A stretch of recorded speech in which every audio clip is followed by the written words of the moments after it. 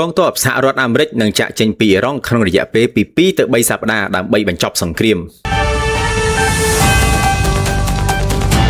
ប្រធានាធិបតីដូណាល់ត្រាំបាននិយាយការពីថ្ងៃអង្គារថាកងកម្លាំងយោធារបស់សហរដ្ឋអាមេរិកនឹងចាក់ចេញពីអ៊ីរ៉ង់ក្នុងរយៈពេលពី2ទៅ3សប្តាហ៍ខណៈដែលលោកបានអះអាងពីគោលដៅក្នុងការលុបបំបាត់គ្រោះថ្នាក់នុយក្លេអ៊ែររបស់ប្រទេសនេះត្រូវបានសម្រេចរួចហើយបន្ទាប់ពីសហរដ្ឋអាមេរិកនិងអ៊ីស្រាអែលបានវាយប្រហារអ៊ីរ៉ង់តាំងពីថ្ងៃទី28ខែកុម្ភៈមកយើងនឹងចាក់ចេញឆាប់ៗនេះយើងចាក់ចេញព្រោះมันមានហេតុផលអ្វីឲ្យយើងបន្តនៅទីនេះទៀតឡើយលោកបានបន្ថែមថាសហរដ្ឋអាមេរិកមិនចាំបាច់ត្រូវការកិច្ចព្រមព្រៀងជាមួយអ៊ីរ៉ង់ដើម្បីដកកងកម្លាំងចេញនោះទេវានឹងចំណាយពេលពី15ទៅ20ឆ្នាំសម្រាប់ពួកគេក្នុងការស្ដារឡើងវិញនៅអ្វីដែលយើងបានបំផ្លាញទៅលើពួកគេលោកត្រាំក៏បានបញ្ជាក់ផងដែរថាប្រតិបត្តិការយោធានៅអ៊ីរ៉ង់គឺនៅតែបន្តដោយលោកបាននិយាយថាយប់មិញយើងបានបំផ្លាញរោងចក្រផលិតមីស៊ីលជាច្រើនយ៉ាងធំធេងលោកប្រធានាធិបតីក៏បាននិយាយអំពីការកើនឡើងនៃតម្លៃសាំងដែលបានលើសពីមធ្យម$4ក្នុង1ហ្គាឡុងលោកក៏បានលើកឡើងដែលអ្នកប្រើប្រាស់អាមេរិកអាចរំពឹងថាតម្លៃសាំងនឹងធ្លាក់ចុះបន្ទាប់ពីសង្គ្រាមនៅអ៊ីរ៉ង់បញ្ចប់មែនហើយយើងនឹងមិនមានប្រទេសមួយដែលគំរាមអាវុធនុយក្លេអ៊ែរទៅលើយើងទៀតទេ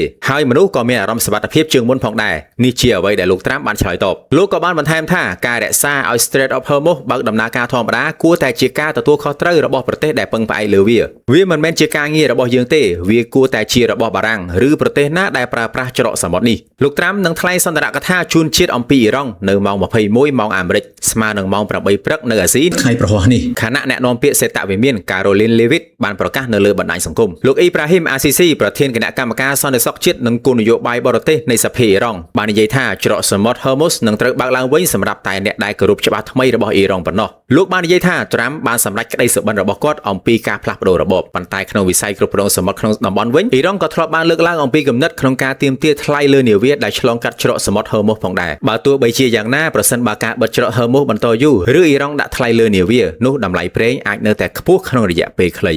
លោកសេធីរុំអ្នកជំនាញជួញដូរហាងឆេងមាសនិងរូបិយប័ណ្ណអន្តរជាតិបានឲ្យដឹងថានេះគឺជាដំណឹងវិជ្ជមានមួយដែលសង្គ្រាមនៅមជ្ឈិមបូព៌ានឹងមានភាពប្រសើរជាងមុនដែលអាចឈានទៅការបិទបញ្ចប់សង្គ្រាមតែម្ដងនៅពេលដកទ័ពចេញហើយនឹងមានការបើកច្រក Hormuz ឡើងវិញនោះកត្តានេះបានធ្វើឲ្យតម្លៃមាសស្ទុះហក់ឡើងខ្លាំងមកវិញបន្ទាប់ពីព័ត៌មាននេះ